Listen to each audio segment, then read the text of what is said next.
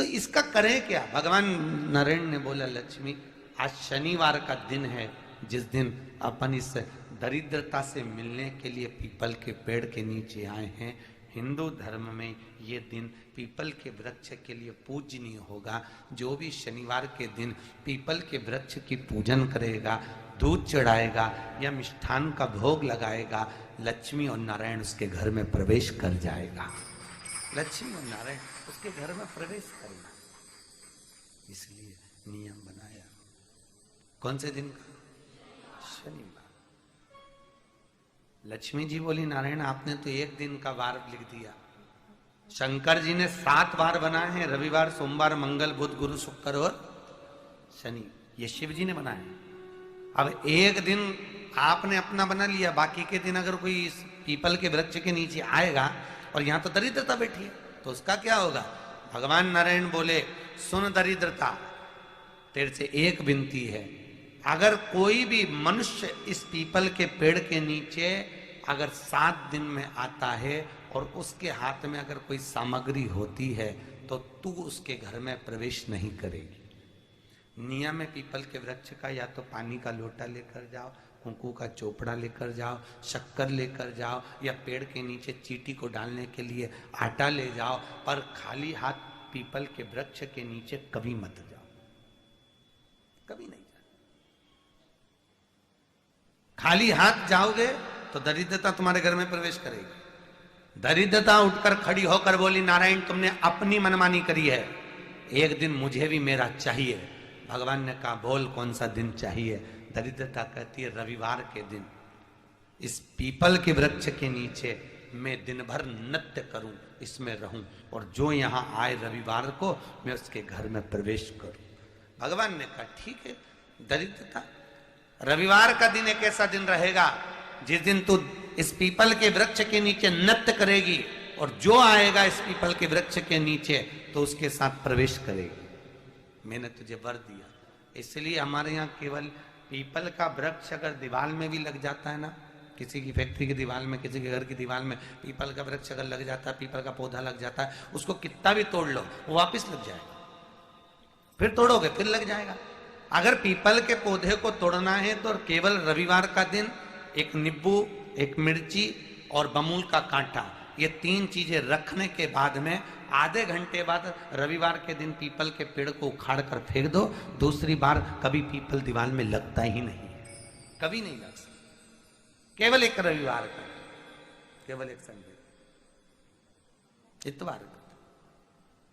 घर में दीवानों पर अगर पीपल लग भी गया है, इसलिए पीपल के वृक्ष को उखाड़ने का, अगर घर में पीपल लगा हुआ है या पीपल का पौधा हमारे घर में लग गया, उसको उतारना, निकालना, लगाना, तो पीपल के वृक्ष को अगर निकाला जाता है तो रविवार के दिन, और अगर पीपल के वृक्ष को कहीं लगाया जाता है तो सोमवार के दिन या मंगलवार के दिन, बुधवार के दिन, इन दिनों में लगा सकते पीपल के वृक्ष कहीं लगाना। शनिवार का दिन एक ऐसा दिन होता है जिस दिन पीपल के वृक्ष को कहीं जाकर लगाया नहीं जाता, क्योंकि शनिवार के दिन पीपल के वृक्ष के नीचे लक्ष्मी रहती है। हम अपने हाथों से अगर पीपल का वृक्ष किसी दूसरी जगह पर शनिवार को रोपित करते हैं तो हमारे घर की लक्ष्मी अपने घर से छिन्न होकर चली जाती है। इसलिए शनिवार के दिन पीपल लगाया नहीं जाता, किसी के घर जाकर उसको वापस पलटा नहीं जाता। लग गया उसको। महाराज अब दूसरा मुनि पहुंचे दुर्वासा जी के पास।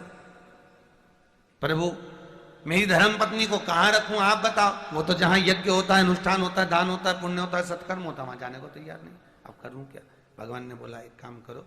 दुर्वासा जी बोले, जिसके यहां रात्रि में बर्तन झूठे पड़े रहते हो, उसके घर में इस दरिद्रता को लेकर तुम प्रवेश कर जाना। जिसके यहां रात्रि में बर्तन झूठे पड़े हो, वहां लेकर प्रवेश कर जाओ। दूसरी जगह दुर्वासा जी बोले, जो स्त्री घर में दोपहर के समय पर सो रही हो, उसके घर में इसको लेकर प्रवेश कर जाइए। जो स्त्री दोपहर के समय में घर पर सो रही हो, इस दरिद्रता को लेकर प्रवेश कर जाइए।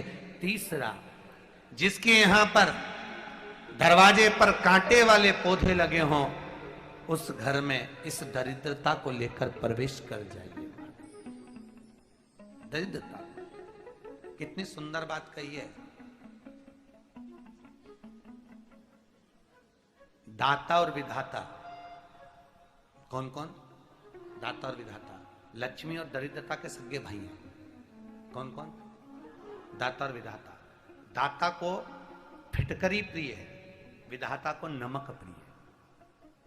ये दोनों हमेशा लक्ष्मी को और दरिद्रता को दोनों को समझाते थे, दोनों में प्रेम बढ़ाते थे। आज भी हिंदू धर्म की रीति है, यहां तो ठीक है, जिसके यहां पर भी अगर थोड़ी सी भी परेशानी होती है, थोड़ा सा क्लेश होता है, अशांति होती है, लक्ष्मी नहीं टिक रही हो, काम नहीं बन रहे हो, बहुत प्रयास करा जा रहा हो और हमारा कार्य नहीं होता, तो क्या करते हैं? फिटकरी और नमक को पानी में डाल देते हैं और घर में पोछा लगा देते हैं। आप लोगों ने आजकल फेसबुक पे भी पढ़ा होगा, व्हाट्सएप पे भी पढ़ा होगा। तो क्यों लिखा उसमें? उसका कारण ही केवल ये है कि दाता और विधाता की प्रियता उसमें। माता ख्याति के जो 4 बच्चे हुए, इसमें जो 2 लड़के हैं, दाता और विधाता, उसकी प्रियता उसकी पूर्णता उस। अब दुर्वासा जी बोले अपनी धर्म पत्नी को वहां लेकर, जहां कांटेदार पौधे लगे हों वहां पर लेकर प्रवेश कर जाइए। कांटेदार पौधों में उस दरिद्रता का निवास हो गया। कितना विचित्र कथा यहां वर्णन करी है। श्रीमद् भागवत के अंतर्गत जो वर्णन किया कि मृत्यु निश्चित है, जन्म निश्चित है और परण विवाह निश्चित है। कब, कितनी तारीख को, कहां, किसके साथ होना है। दरिद्रता विवाह करना चाहती थी नारायण से, पर दरिद्रता का विवाह हुआ दुसा मुनि से। ये निश्चितता है और निश्चितता में कोई टाल नहीं सकता। कितने लोग होंगे जो आने की तैयारी में होंगे, कईयों के मन में होगा मैं भी जाऊंगा जगन्नाथ जी, मैं भी जाऊंगी जगन्नाथ जी, मैं भी जाऊंगी, मैं भी जाऊंगी। उनकी टिकट तक हो गई, पर जगन्नाथ से संबंध अच्छे नहीं थे। कथा में, तीर्थ में, आप होटल में तो कोई भी जा सकता है, कहीं एंजॉय करने कोई भी जा सकता है, पर तीर्थ वही जाता है जिसके संबंध मेरे जगन्नाथ से प्रिय होते हैं, जिसके संबंध, जिसकी प्रियता हो। आप तैयारी, वो कहते ना, सारी की सारी तैयारी, बहुत पूरी तैयारी कर ली, सब साज सज गए। आप में से भी कई लोग ऐसे होंगे, टिकट किसी का होगा, आया कोई और, तैयारी है, सच गए, साथ सामान भी पैक होगा, तैयारी पूर्ण होगी, पर फिर भी नहीं जा सकते। प्रयास करने के बाद भी नहीं जा पा रहे। क्यों? भगवान देखो कितनी सुंदर बात कही, जिसको मनुष्य चुनता है वो संसद में जाकर बैठता है, और जिसको मेरा जगन्नाथ चुनता है वो सत्संग में जाकर बैठता है। वो सत्संग में पहुंच, मनुष्य चुनता तो संसद में बैठता, पर जगन्नाथ जिसको चुने, भगवान जिसको चुने, वो सत्संग में जाकर बैठता है, भगवान की भक्ति के अंतर्गत।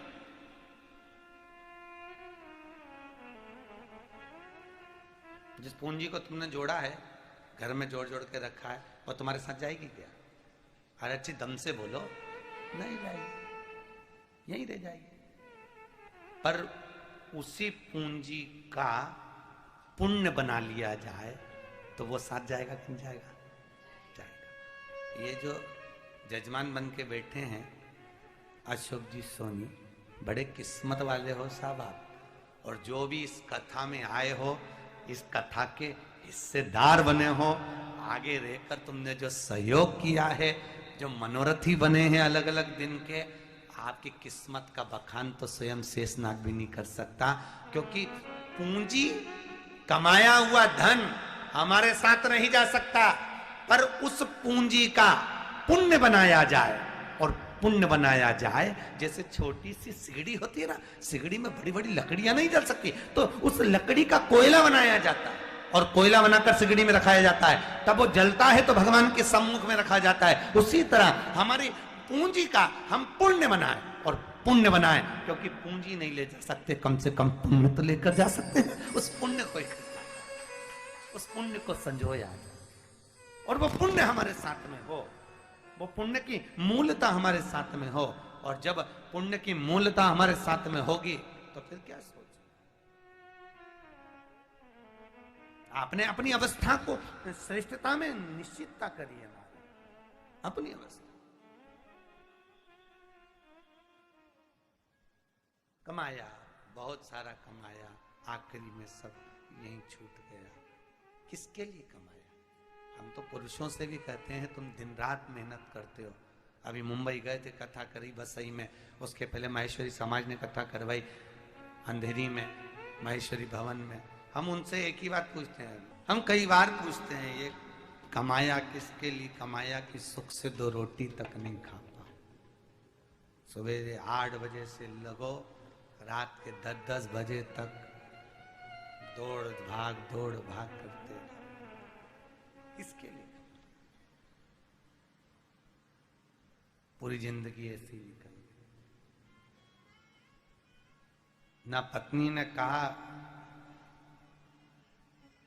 कितनी सुंदर बात कही है, भोजन की थाली में किए हुए झूठे हाथ पानी से धोकर साफ किए जा सकते हैं। कैसे? जम के बोलिए, पानी से। पर कमाने में झूठे किए हुए हाथ पानी से नहीं, सत्संग से साफ किए जा सकते हैं। केवल सत्संग। भोजन के झूठे हाथ पानी से साफ हो जाएंगे, पर जो कमाई करी है अपन ने परिवार को आगे बढ़ाने के लिए, पत्नी और बच्चों के लिए, कुटुंब और कबीले के लिए, नाम और शोहरत के लिए जो कमाई करी, कई बार झूठ भी बोला, कपट भी करा, छल भी करा, बेईमानी भी करी, प्रपंच भी करा, वो जो हाथ झूठे हुए हैं, उन हाथ को साफ करने के लिए सत्संग में जाना जरूरी है। क्योंकि सत्संग में पहुंचोगे तब जाकर वो हाथ साफ हो पाएंगे। सत्संग पानी से, भजन चित्त। ये महेश्वरी संगठन ने, अगर महेश संगठन ने, चप्पल बाजार हैदराबाद के संगठन ने अगर नियम लिया है कि 4 धाम में कथा करा रहे हैं, तो इसमें इनकी पुण्यता है, इनके पूर्वजों की पुण्यता है। और जो मनोरथी बनकर बैठ रहे हैं, यजमान बनकर बैठ रहे हैं, इन यजमानों के पूर्वजों की पुण्यता है। और जितने लोग इस कथा में जुड़कर आ रहे हैं, उनके पूर्वजों की पुण्यता है। सबसे ज्यादा विचार करना, जब हम अच्छा काम करते हैं तो हमारे पापा हमारे कंधे पर हाथ रखकर कहते हैं तूने बहुत अच्छा करा। जब हम कोई अच्छा कार्य करते हैं, तीर्थ में जाकर कथा भागवत स्मरण करते हैं, तो स्वयं नारायण हमारे पूर्वजों की पीठ थपथपाते हैं कि तेरे बच्चे ने अच्छा काम किया है, बहुत अच्छा करे। और महाराज संगठन तो अच्छा है, पर हम तो कहेंगे अगर कोई व्यक्ति अगर आगे बढ़ेगा तो इंजन के सारे डब्बों को खींचने के लिए इंजन को अपना मुंह काला तो करवाना जरूर। कई लोग ऐसे होंगे जो ट्रेन में नहीं बैठना चाहेंगे, कई लोग, पर इंजन का काम है, कोई कुछ भी कहे, आग लगे बस्ती में अपन रहो मस्ती में, अपने को तो आनंद लेना है, तारना, आनंद लेना।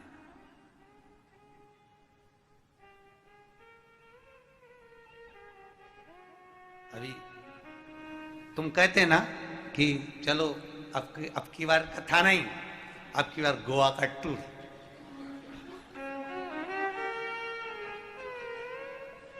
महाराज ये बूढ़े लोगों का तो नहीं कहता हूं, बुजुर्गों का तो नहीं कहूंगा, पर अभी जितने आए हो ना तुम 200-400 500 इस टिकने तैयार होकर पहुंचते हो। पर सत्संग सुहाए तो जीवन तर जाए, अपना भी, साथ वालों का भी और जो परिवार के लोग आए हैं उनका भी, और हमारे पितरों का भी जीवन सार्थक हो जाए। सार्थक क्या मिलता है?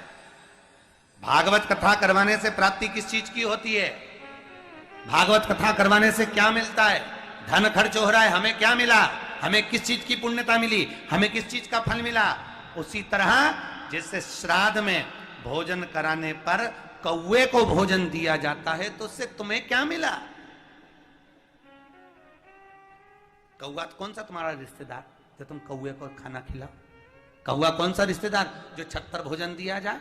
पर तुम्हें मालूम है कि पितरों के देवता आर्यमा कौवे पर बैठते हैं, और आर्यमा कौवे पर बैठकर हमारे घर के पितरों को लेकर 16 श्राद्ध में बाहर निकलते हैं 16 दिन के लिए, और हमारी छत पर आकर हमारे पितरों को छोड़ते हैं। वो कौवे पर बैठकर पितरों के देव आर्यमा हमारे पूर्वजों को हमारी छत पर छोड़ते हैं, और जब वापिस जाते हैं 16 दिन बाद, तो कौवा उनको लेकर वापिस जाता है, क्योंकि कौवे के देवता आर्यमा पितरों के देवता आर्यमा कौवे पर बैठते हैं, और कौवा जब वापिस जाता है हमारी छत पर पड़े हुए भोजन को अपनी चोंच में भर कर लेकर जाता है, और जब साल भर हमारे पितरों को भूख लगती है तो कौवा अपनी चोंच में से निकाल कर देता चले जाता है, ले खाओ, ले खाओ। पितरों के वस्त्र कौन से हैं? कौन से कपड़े पहनते पितर? सफेद। पितरों का देवता आर्यमा कौन से वस्त्र पहनता है? श्वेत। बैठता काय पर है? अरे बोलो जम के, कौवा कैसा है? ये तो तुमने आज देखा इसलिए बोल रहे हो काला। कौवा काला था क्या? नहीं था। दुनिया का सबसे सुंदर पक्षी था कौवा, जिसको मोर निश्चित करा ये गलत है। दुनिया का सबसे सुंदर पक्षी कौवा था, सबसे सुंदर मीठा बोलने वाला, श्रेष्ठ। दिखने में बगुले और हंस भी उसके आगे फीके थे। वो तो ब्रह्मा जी ने चाल चल दी, और ब्रह्मा जी को एक यज्ञ करना था।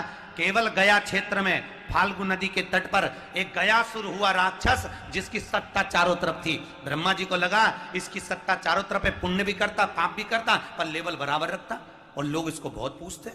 अब करूं क्या? ब्रह्मा जी ने भगवान विष्णु से कहा मुझे यज्ञ करना है। भगवान ने कहा करिए यज्ञ, पूरी पृथ्वी आपकी है ब्रह्मदेव। नहीं, ब्रह्मा जी बोले मुझे ऐसा जीव चाहिए जो पुण्य भी करता और पाप भी करता और उसका लेवल बराबर रखता हो। तो कौन? तो केवल गयासुर है। गयासुर की छाती पर यज्ञ करूंगा। भगवान विष्णु ने गयासुर को बुलाकर कहा गया तुम थोड़ी देर सो जाओ, तुम्हारी छाती पर यज्ञ करना है। ब्रह्मा जी करेंगे। भगवान गयासुर ने सोचा अगर देवताओं के हित के लिए मुझे सुला रहे हैं तो कोई दिक्कत नहीं, मैं सो जाता हूं। गयासुर सो गए। अब इतने में ब्राह्मणों ने, संतों ने कहा ब्रह्मा जी यज्ञ करने के लिए यज्ञ की शाला को लीपना पड़ेगा, पोतना पड़ेगा, लीपन करना पड़ता है। अब क्या करें? अगर पृथ्वी पर यज्ञ होता तो गाय के गोबर से लिपा जाता, पर गयासुर की छाती पर यज्ञ करना है तो ये अमृत से लीपना जरूरी है। अमृत कहां से लाएं? तो कहा कौवे को बुलाया जाए, सबसे सुंदर पक्षी। कौवे को भेजा, जाइए कौवे देवता। उस समय कौवा एकदम श्वेत था, एकदम सफेद। जाइए अमृत देख कर आइए, हमें लीपन करना। कौवा गया अमृत ढूंढने के लिए, और कौवा अमृत ढूंढने के लिए जब गया, जाते जाते 3 दिन कौवे को हो गए, भूख लगने लगी, प्यास लगने लगी, करूं क्या? सामने दिखा अमृत। कौवे ने सोचा अमृत तो मिल गया, परंतु भूखा रह रहा हूं, क्या करूं? कौवे ने अपनी चोंच अमृत को लगा दी, पी लिया अमृत, और अमृत थोड़ा सा चोंच में भरकर कौवा आ गया। ब्रह्मा जी से का अमृत वहां रखा है। ब्रह्मदेव आए, अमृत को लेकर गए, और उस गयासुर पर अमृत डालकर लीपने ही वाले थे। इतनी देर में कौवे ने कह दिया इस अमृत से मत लीपो, क्योंकि मैंने इसको झूठा कर, ये झूठा हो गया, ये अमृत झूठा है। ब्रह्मदेव ने कहा कौवे तुझे अमृत का पता लगाने को बोला था, तूने झूठा कर दिया। जा, तेरी वाणी कर्कश हो जाए और तेरे मन में इतना काला मन भरा हुआ है तेरा, उसी तरह तेरा कलर हो जाए। कौवा काला हो गया, वाणी कर्कश हो गई, और गयासुर को उसी अमृत से लीप कर उस पे यज्ञ किया, यज्ञ करा। तो ब्रह्मा जी ने नारायण से कहा इसको उठने मत देना। भगवान ने अपना चरण रख दिया, गयासुर को उठने नहीं दिया। गयासुर ने कहा भले मत उठने दो, पर इस भूमि पर जो भी यज्ञ करेगा, दान करेगा, पुण्य करेगा, पिंड दान करेगा, तर्पण करेगा, उसके पूर्वजों को प्राप्त होगा, ऐसा आशीर्वाद दे दो। भगवान ने गयासुर की इस भूमि को गया क्षेत्र बना दिया। कौन सा क्षेत्र बनाया? पुण्य के। तो पक्षी उस कौए पर जो आर्यमा बैठ रहे हैं, वो कौआ इतना सुंदर था क्योंकि पितरों के देवता श्वेत वस्त्र पहनते, इसलिए कौआ भी कैसा था? श्वेत। उस पर बैठे धारण कर गए महाराज। उसी तरह पुण्यता है जैसे कौआ ग्रहण करता है, अपने पूर्वजों को देता है। 7 दिन की श्रीमद् भागवत कथा का पुण्य देवता भी ले जाकर पितरों को प्रदान करते हैं और हमारे जगत का उद्धार करते हैं। ये पुण्यता का भाव श्रीमद् भागवत कथा में है। भागवत साधारण नहीं है, हजारों बार श्रवण कर लो। और इसमें कई माता ऐसी बैठी होंगी, इन्होंने पूरी जिंदगी सुन ली, बहुत सुनी, बहुत श्रवण कर, हजारों हजार बार श्रवण कर, फिर भी भागवत ऐसी लगती है कि और सुना जाए, अभी नया मिल रहा है, और नया मिल रहा, और सुनी जाए, और सुनी जाए। भागवत रस तत्व में नूतनता का भाव है। एक मैगजीन, एक अखबार 5 बार पढ़ोगे, 10 बार पढ़ोगे, आखिरी में रद्दी वाले को भेज दोगे, पर वही पुराण 50 बार पढ़ोगे, सुनोगे, उसके बाद भी उसमें रोचकता रहेगी, उसमें फिर भी प्रबलता रहेगी, उसमें प्रथमता रहेगी। महाराज शास्त्र कह रहा है, आगे जो चरित्र आया कि यम प्रवचतनम भनुपेतम एतकृत्यम द्विपायनो अजुवयम कृष्णाय श्री कृष्णाय शरणागतम। भगवान आनंद में विराजमान है। शास्त्र कहे एक बार भगवान भोलेनाथ कैलाश पर बैठे हुए हैं, मां जगज्जननी जगदम्बा पार्वती भगवान शिव के पास में बैठी हुई। तो शंकर की कथा से प्रारंभ हुई ये श्रृंखला, द्वारका धाम तक पहुंची और द्वारका धाम से ये श्रृंखला जगन्नाथ तक पहुंची, क्योंकि भगवान ने द्वारका के बाद में आई यहीं थे।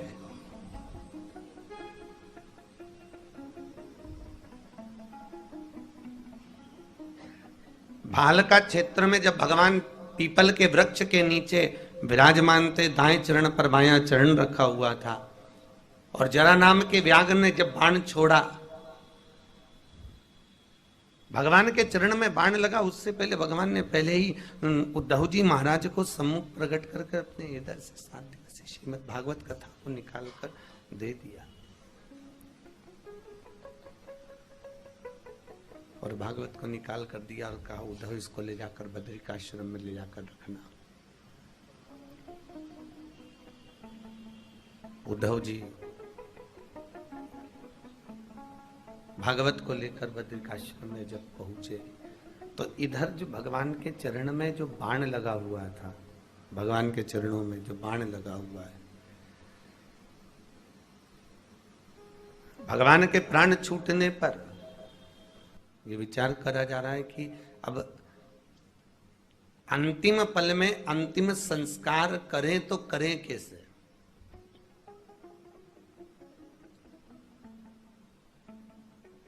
भाई राम जी महाराज तो जल के अंदर समाहित हो गए थे, पर भगवान कृष्ण जब मृत्यु लोक में आए, भूमि मंडल पर आए, पृथ्वी पर जब अवतरित हुए, तो उनका तो जब मनुष्य की देह धारण करी है तो अंतिम संस्कार होना भी जरूरी है। अंतिम क्षण में अंतिम संस्कार, तो अर्जुन को प्रेरणा दी गई कि अर्जुन तुम अंतिम संस्कार करो। और जब भगवान अपनी सारी रानियों के सम्मुख में भगवान को जब अंतिम समय में, अंतिम पल में, अंतिम घड़ियों में जब सम्मुख रखा गया, समुद्र की एक लहर ऐसी निकल कर सामने आई जैसे आज अपन जब समुद्र पर पहुंचे और कलश रखा, भागवत महारानी का पूजन कर रहे, समुद्र बहुत दूर है पर पूजन करते ही वो समुद्र की लहर कलश तक दौड़ कर आ रही है। उसी तरह जैसे भगवान जब सैया पर सोए हुए हैं और अग्नि प्रकट कर दी गई है, और अग्नि प्रकट कर कर भी भगवान का जो संस्कार किया जा रहा है, उस संस्कार के समय पर एक समुद्र की लहर आई और भगवान को लेकर चली। भगवान रानियां पूछ रही अर्जुन से, ठाकुर जी कहां हैं? ठाकुर जी तो दिख ही नहीं रहे, भगवान है कहां? भगवान नजर ही नहीं आ रहे। वो समुद्र की लहर भगवान को लेकर चली गई और वही समुद्र की लहर भगवान को लाकर यहां छोड़ देती है, वही लहर। और एक भगवान के हस्त कमल अगर देखा जाए, इसलिए तो इंद्रधुम्न राजा को स्वप्न में भगवान स्वयं दर्शन देकर कहते हैं कि मैं जगदीश में, जगन्नाथपुरी में, समुद्र के तल पर, कहा वो मालवा में रहने वाला इंद्रधुम्न, और भगवान को विचार करता है कि आज मुझे स्वप्न में दिखा क्या है ऐसा। फिर वापस एक दिन विचार न करा, दूसरे दिन फिर विचार आ गया, फिर स्वप्न आ गया, और भगवान स्वप्न में आकर कहते हैं इंद्रधुम्न मुझे वो भूमि पर ले जाकर एक लकड़ी के स्वरूप में मेरी मूर्ति का निर्माण कराकर मुझे मंदिर के अंदर निश्चित कर रख दे। इंद्रधुम्न ने विचार करा, भगवान का स्वरूप बने, बुलाया बड़ई को बनाने के लिए, सुतार को। सुतार से कहा बनाओ। भगवान ने कहा एक रात्रि में बनना चाहिए, और एक रात्रि में तुम्हें निर्णय लेकर बनाना है। और एक रात्रि में जब बनाने के लिए सुतार अंदर गया, और जाने के बाद राजा को बेचैनी लगी, इंद्रधुम्न को, ना जाने मूर्ति बनी होगी कि नहीं बनी होगी बढ़ई से, क्योंकि भगवान ने कहा था एक रात्रि का समय है। तो तुरंत भगवान बाहर खड़े होकर बोल रहे हैं कि अच्छी बनाना। इंद्रधुम्न राजा कह रहे हैं सुंदर बनाना, संपूर्ण बनाना। और थोड़ी देर बाद जब अंदर से आवाज आना बंद हो गई तो इंद्रधुम्न राजा को लगा कहीं बढ़ई बनाने वाला, मूर्ति बनाने वाला वो सुतार कहीं सो तो नहीं गया। इतने में बस राजा अंदर पहुंचे और भगवान के हाथ नहीं बन पाए थे, मूर्ति पूरी बनकर तैयार हो चुकी थी। हाथ नहीं बने, और हाथ नहीं बने तो भगवान जगन्नाथ स्वयं बोल दिए राजन अब मुझे दूसरे हाथ लगाने की जरूरत नहीं है, क्योंकि मेरी एक रात्रि का समय था, इसलिए आप मुझे निश्चित ऐसी ही मूर्ति में चाहता था वो यहाँ पर विराजमान कर दो। यह किए तो प्रभु दुनिया के लोग आपको दर्शन करने आएंगे, आप अपने हस्त कमल को नहीं रखेंगे क्या? आप दुनिया को कुछ देंगे नहीं क्या?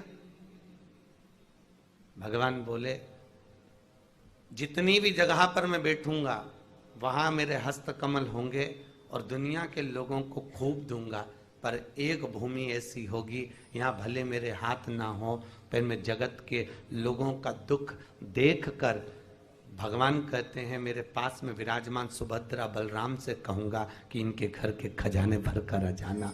मैं नेत्रों से केवल देखूंगा,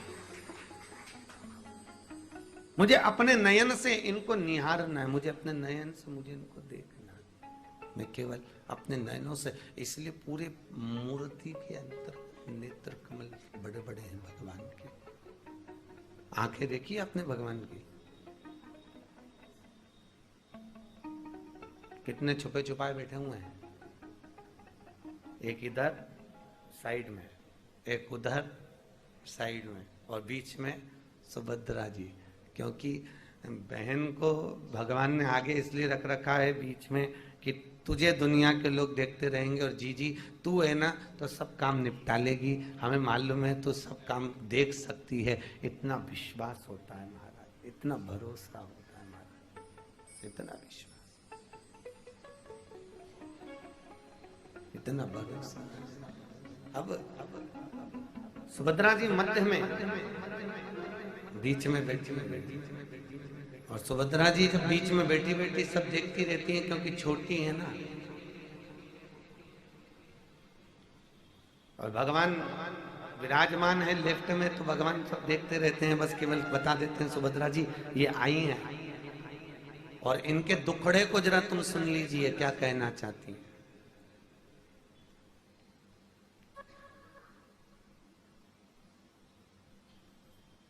आप विचार करिए, भगवान कृष्ण की 3 बहन, कितनी बहन थी? 3। पहली एकानंगा, यशोदा जी की लड़की, ठीक है। दूसरे नंबर पर थी सुभद्रा, रोहिणी जी की लड़की, बलराम जी की सगी बहन, ठीक है। और तीसरे नंबर पर थी माता द्रौपदी, ये तीसरे नंबर पर। अब ये 2 से तो पारिवारिक संबंध थे, परंतु जो तीसरी है द्रौपदी, ये एक मुख से बोली हुई प्रेम वात्सल्य करुणा की मूरत में बोली हुई महाराज। केवल बहन कह दिया, प्रेम वश कहा और स्वीकार कर लिया।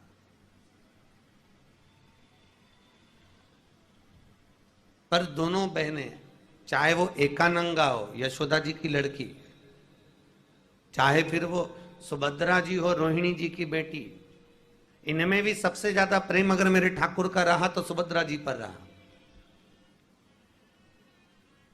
वो तो भगवान का भला हो, सुभद्रा जी का विवाह, बलदाऊ जी गए एक बार हस्तिनापुर, और हस्तिनापुर में घूमते घूमते सुभद्रा जी के लिए बात चल रही थी, तो हस्तिनापुर में पहुंचे और पहुंचते से ही दुर्योधन को देखकर कह दिया, अरे दुर्योधन तू मुझे बड़ा प्रिय लगता है, मेरा मन लग रहा है, मेरा मन करता है कि मैं अपनी बहन सुभद्रा का विवाह तेरे साथ में कर दूं। अच्छा, भगवान उधर बैठे, बलदाऊ जी यहां बात कर रहे और दुर्योधन पास में बैठा सब सुन रहा, बड़ा प्रसन्न हो रहा कि भगवान से मेरा संबंध हो जाएगा, अच्छा है यदुकुल से मेरा संबंध हो जाएगा, मैं भी राजा ये भी राजा, और राजा की बहन मेरे यहाँ ब्याह जाएगी, इससे बढ़कर सुख क्या होगा। भगवान कृष्ण थोड़ी पर हाथ रखकर सब सुन रहे थे, क्योंकि भगवान के मन में आया, विवाह दाऊ जी तुम करने का विचार कर रहे हो, तुम विवाह करना चाहते हो करो, मना नहीं, आप विवाह करिए। आप विवाह करो, मना नहीं है, पर अब देखना यह है कि विवाह किसके साथ होगा। आपको कथा में पहले भी कहा था, जन्म मरण और परण ये तीन मेरे भगवान के हाथ में है। कब कितनी तारीख को कितनी बजे जन्म होगा ये मेरा भगवान निश्चित करता है, मेरा द्वारिकानाथ मेरा जगन्नाथ निश्चित करता है। मरण कितनी बजे मरोगे, मृत्यु कई लोग कहते हैं हम नहीं जाए भैया, कथा में बहुत दूर है। राजा परीक्षित की कथा क्या कहती है, परीक्षित के पुत्रों ने कांच का महल बनवा दिया, और कांच के महल में परीक्षित के पुत्रों ने उस कांच के महल में अपने पिता को रख लिया, कांच के महल के अंदर।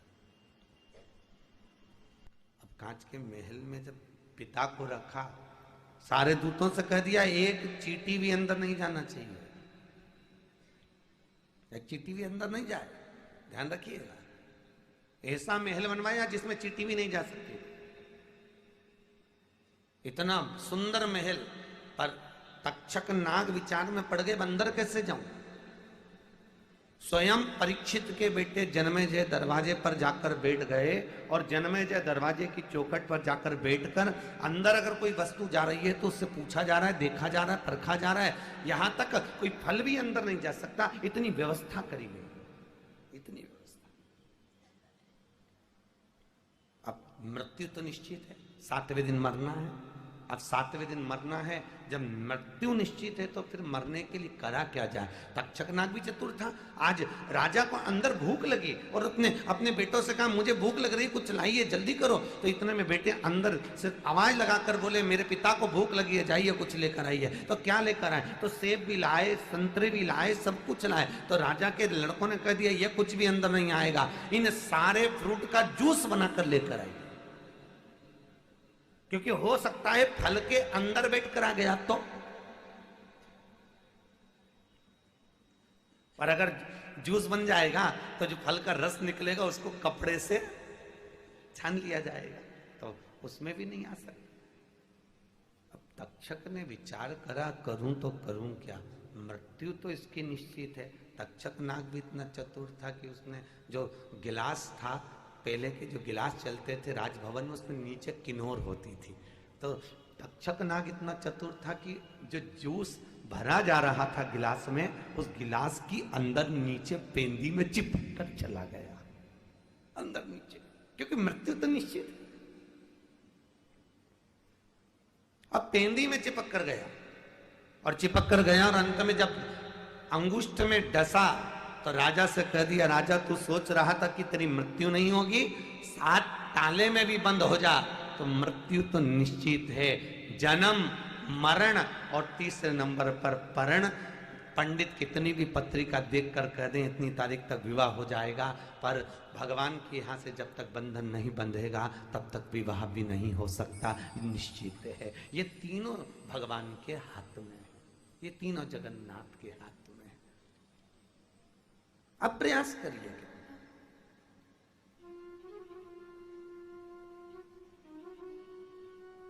माता लक्ष्मी की बहन ने कितना प्रयास करा था भगवान विष्णु को पति बनाने के लिए।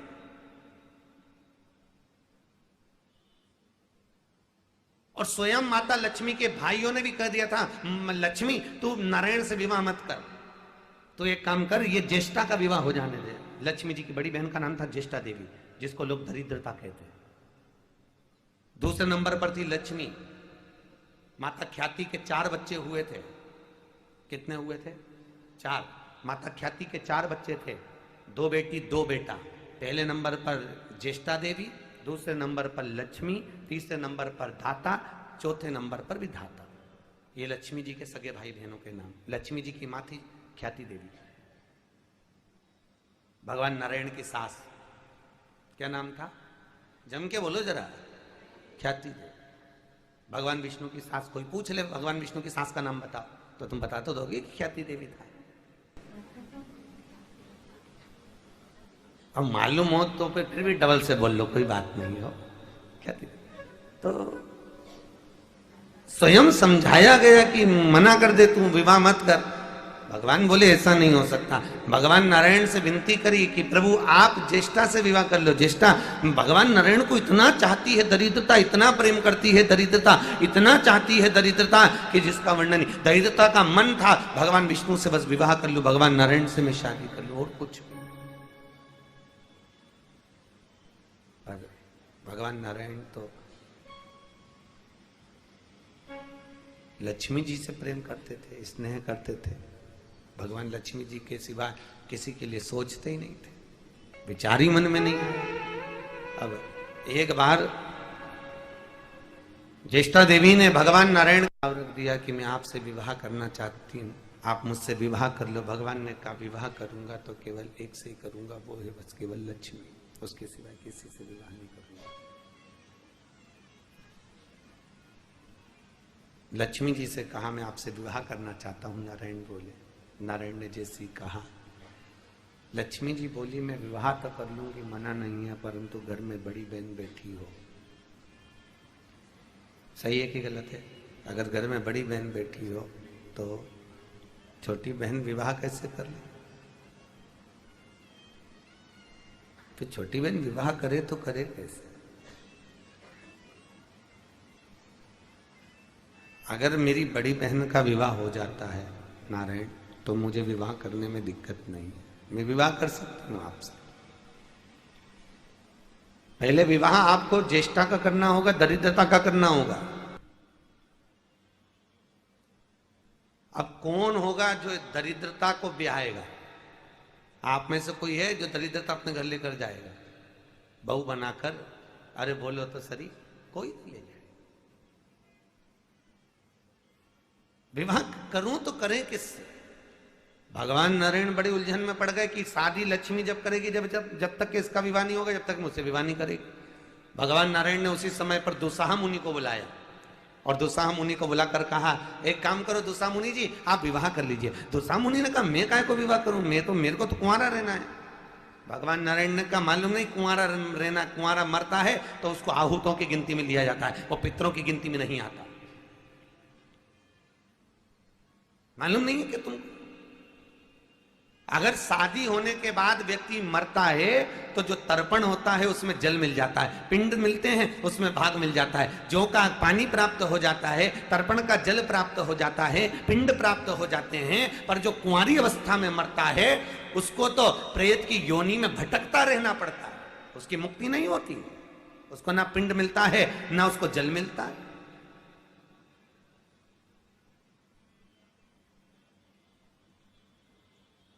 महाराज उसकी गति नहीं हो। अब तुम कुंवारी अवस्था में अगर मर रहे हो तो ये श्रेष्ठता नहीं है तुम्हारी। दुस्साह मुनि ने कहा प्रभु नारायण आप कभी तो कहते हो कि तप करो, साधना करो, भक्ति करो, क्या विवाह के प्रपंच में पढ़ना, क्या संसार में पढ़ना, और दूसरी तरफ कह रहे हो कि तुम विवाह कर लो। भगवान विष्णु बोल रहे हैं हमने कह दिया ना आप विवाह कर लीजिए, तो करूं किससे? भगवान बोले लक्ष्मी जी की बहन से कर लो। तो दिखने में कैसी है? भगवान बोले बिल्कुल लक्ष्मी जैसी है। अब दोनों बहन एक जैसी, दरिद्रता भी और लक्ष्मी भी। तो दरिद्रता को मैंने देखा नहीं तो हाँ कैसे भर दूं? भगवान बोले तो देख ले एक बार। अब भगवान के साथ में दुस्साह मुनि गए और जाकर जो ख्याति देवी के यहाँ पहुंचे, ख्याति देवी ने आदर करा, सत्कार करा, क्योंकि बेटी भी आने आए। आइए प्रभु, क्या बात है। अब दरिद्रता सोच रही कि नारायण मुझसे शादी करने आए, पर नारायण तो साथ में एक और को लेके आए। आइए प्रभु, जय जय श्री। अच्छा जम के बोलो राधे। अब भगवान, अब इनको क्या मालूम। चलिए आइए। ख्याति देवी ने आदर करा, सम्मान करा, खूब आदर दिया, खूब सम्मान दिया। दरिद्रता बाहर आई सज धज के, क्योंकि आज नारायण मुझे देखने के लिए आए। भगवान विष्णु ने दरिद्रता को देखकर, ज्येष्ठा को देखकर कहा, अरियो ज्येष्ठा, अरियो दरिद्रता, दुस्साह मुनि तुम्हें देखने के लिए आए, तुम्हारा विवाह इनके साथ होगा। दरिद्रता झट से अंदर गई। इतने में दुस्साह मुनि ने कह दिया, मुझे कन्या पसंद है, विवाह की तैयारी करी जाए। और दरिद्रता का विवाह दुस्साह मुनि के साथ कर दिया। धर्म पत्नी को लेकर दुस्साह मुनि चले अपने आश्रम में। जहां पर दुस्साह मुनि आश्रम में पहुंचे तो वहां तो यज्ञ हो रहा था। ओम ब्रह्मवे स्वाहा, ओम विष्णवे स्वाहा, ओम अग्नये स्वाहा, ओम प्राणाय स्वाहा, ओम वैनाय स्वाहा। अब यज्ञ चल रहा है, और जब यज्ञ चल रहा है उसी समय पर जैसे ही दरिद्रता के कानों में यज्ञ की आवाज गई, आवाज जाते सी दरिद्रता ने कानों पर हाथ रख लिया और हाथ रखकर बोली, ए प्रभु ये कहां लेकर जा रहा हो? भगवान दुस्साह जी मुनि बोले, ये अपना घर है, मैं इस घर में नहीं जा सकती क्योंकि तुम्हारे यहाँ यज्ञ हो रहा है, तुम्हारे यहाँ पूजन हो रही है। पहले यज्ञ बंद करवाओ, पूजन बंद करवाओ, तब मैं तुम्हारे घर में प्रवेश करूंगी।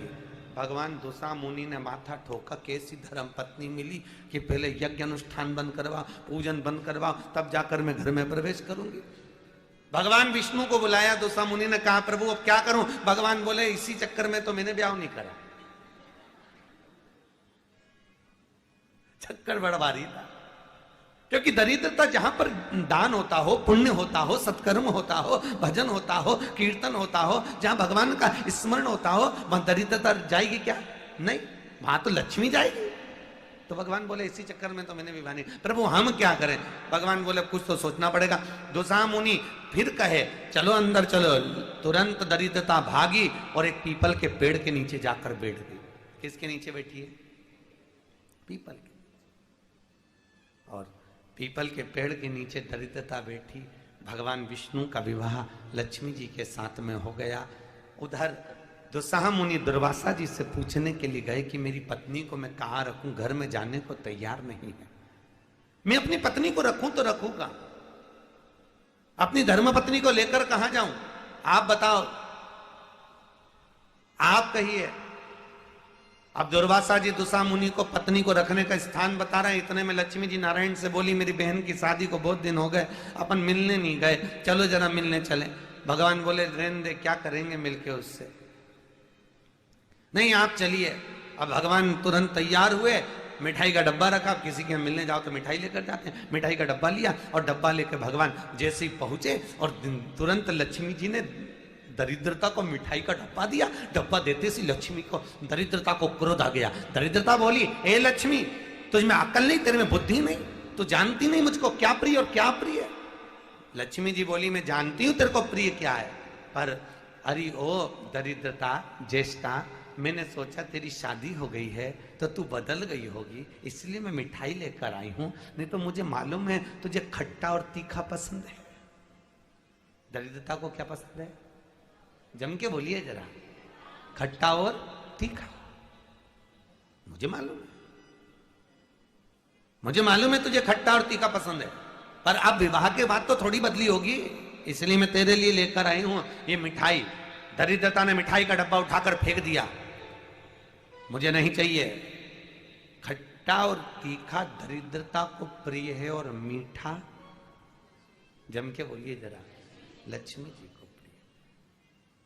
इसलिए दुकानों के बाहर, घर के बाहर नींबू मिर्ची टांगी जाती है।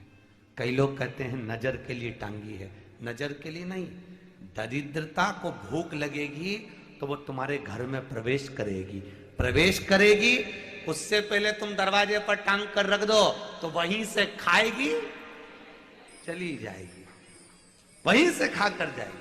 अच्छा, दुनिया के लोग कहते हैं नजर के लिए रखी, नजर के लिए नहीं। उनको समझाओ कि भगवान नारायण की, लक्ष्मी जी की जो बड़ी बहन है, भगवान नारायण की जो बड़ सास है, वो अंदर प्रवेश ना करे, इसलिए नींबू मिर्ची दरवाजे पर रखी जाती है। और मिठाई घर के अंदर, घर के अंदर मिठाई को इसलिए रखते हैं क्योंकि लक्ष्मी हमारे घर में आए, प्रवेश। इसलिए हिंदू धर्म में रीति है कि नींबू और मिर्ची को कभी भी घर के फ्रिज में भी रखा जाता है तो दो डलिया में अलग अलग रखा जाता है। एक डलिया में अगर नींबू मिर्ची रखते हैं तो उस घर में कभी यश की प्राप्ति नहीं होती, लक्ष्मी टिकती नहीं है उसके घर में, कभी भी नहीं टिकेगी। 1 रुपए कमाओगे, 1.25 रुपए खर्च होगा, घर में 10 लोग रहेंगे तो 10 में क्लेश बना रहेगा। पति से कितनी भी पत्नी मीठी आवाज में बात करेगी पर पति को तीखा लगेगा, पति कुछ बोलेगा तो पत्नी को खट्टा लगेगा। ऐसा नियम अगर नींबू और मिर्ची एक ही पात्र में, एक ही डलिया में, एक ही जगह रखे हुए हैं जिस घर के अंदर, वहां पर शांति नहीं रहती, लक्ष्मी नहीं टिकती। इसलिए नींबू और मिर्ची को दोनों को अलग अलग रखा जाता है। हमारे शास्त्र रीति में, हिंदू धर्म की रीति है, बेटी की विदाई में 4 चीजें नहीं दी जाती। आप लोगों को तो मालूम होगा, बेटी की विदाई में 4 चीजें नहीं देते। पहली झाड़ू, दूसरी सुई, तीसरी चलनी और चौथी अचार की बरनी। बेटी की विदाई में नहीं देते, 4 चीजें नहीं देते। वो अब दुनिया के लोगों को ये भले आलसी लोग हो गए तो बहू से कह देते तेरी माँ बहुत अच्छा अचार बनाती है, जरा बनवा के लिया। भले वो क्यों, क्योंकि घर में कौन बनाए, तो बहू से कह दिया तेरी माँ बहुत अच्छा अचार बनाती है, लेकर आ जाना। तो बहू तुरंत घर जाती है मायके और मम्मी से कहती है मम्मी अगर अचार डाल रही है तो मेरा भी डाल देना, मेरी भी एक बरनी पहुंचा देना। पर शास्त्र रीति कहती है अगर बेटी के घर में अचार भेजा जाता है तो उस बेटी को घर में सम्मान नहीं मिल पाता है। जो बेटी अचार मायके से लाती हो उस बेटी को कभी घर में, ससुराल में सम्मान नहीं मिलता, उसका यश अपने आप समाप्त हो जाता। वो किसी के लिए कितना ही कुछ कर लेगी फिर भी उसको यश नहीं मिलेगा। अचार की 4 चीजें छोड़ दी जाती है। फिर से बोलो, पहली झाड़ू, दूसरी सुई, तीसरी चलनी और चौथी अचार की बरनी नहीं देते। हमारे यहाँ देते क्या है, अगर बेटी की विदाई में देते हैं तो पहली विदाई में बेटी के दिया जाता था माठी, देखी होगा वो मैदे की पूड़ी, मैदे की पूड़ी, और ऐसी बांस की डलिया में, क्या बोलते हैं आपके यहाँ, खाजा, खाजा, और बांस की डलिया में उसको बांधकर पीले कपड़े से बांध कर दी जाती थी। उसमें ना शक्कर डलती थी ना नमक डलता था, बिल्कुल फीकी। क्यों देते थे फीकी? क्योंकि लड़की वाले जब माठी बांध कर देते थे, खाजा बांध कर देते थे, तो ये कहकर देते थे कि हमने हमारी बेटी एकदम फीकी भेजी है, अब तुम इसमें चाहे नमक भर लो, इसमें चाहे तुम शक्कर भर लो, ये तुम्हारे ऊपर, हमने तो दे दी है, हमने तो प्रदान कर, ये आपके ऊपर, आप कैसे रखें, ये आपकी मर्जी है महाराज। अब बेटी को कैसे रखना है ये आपके ऊपर है। इसलिए भगवान की भक्ति का मूल तात्विक सुख परमात्मा की शरणागति है कि मेरे सिर पर रख दो काना अपने ये दोनों, जय जय श्री राधे। क्या राधे? राधे, अच्छा राधे, राधे। फिर से बोलो एक बार, राधे। ऐसे नहीं, ऐसे राधे। ऐसा करोगे तो भगवान कहेगा बैठी रहे, ऐसा करोगे तो भगवान, जैसे बच्चा होता है ना, माँ को पुकारता है, माँ मेरे को गोदी में ले, हम भी राधा रानी से यह कहें, ठाकुर जी से हमें गोदी में तो उठाओ, हम भी आपके बच्चे हैं। महाराज 4 चीजें बेटी को नहीं देंगे, शास्त्र। झाड़ू, सुई, चलनी, अचार की बात ना दीजिए। उसके जीवन में मिठास रहे, उसके जीवन में सुख रहे। आप अपनी बेटी से कितना भी स्नेह करो, मना नहीं है। खूब प्रेम करो अपनी बेटी से, मना नहीं है। दुनिया का सारा ठाठ बेटियों को दीजिए, पर हिंदू धर्म में 4 चीजें वर्जित है, इसलिए वो ना दीजिए, ना दीजिए। दुनिया का सब सामान दे तो रहे, सब कुछ दिया,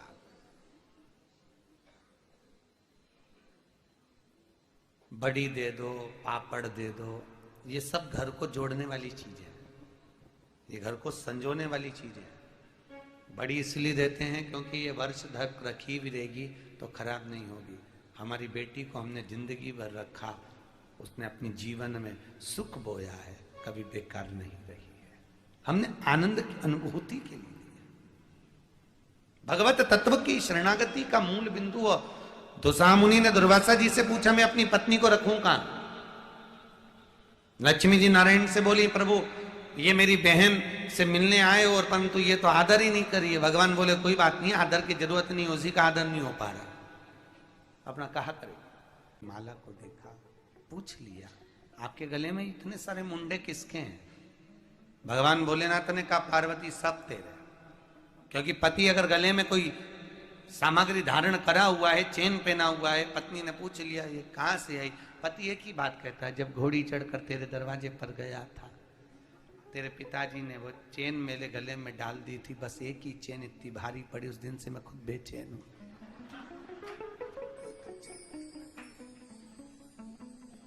बहुत बार बस वो एक चेन जैसे ही सगाई की या शादी की गले में आती है ना, रात को 12-12, 1-1 बजे तक मोबाइल पे लगे रहे, दिन भर लगे रहे, खुद बेचारा बेचैन रहे। माँ बाप भी कहें बेटा चैन से सो जा, चैन से सो जा। चैन इतनी भारी रहे, भले वो पतली रहे, भले वो पतली है और भारी बहुत है भाई चैन।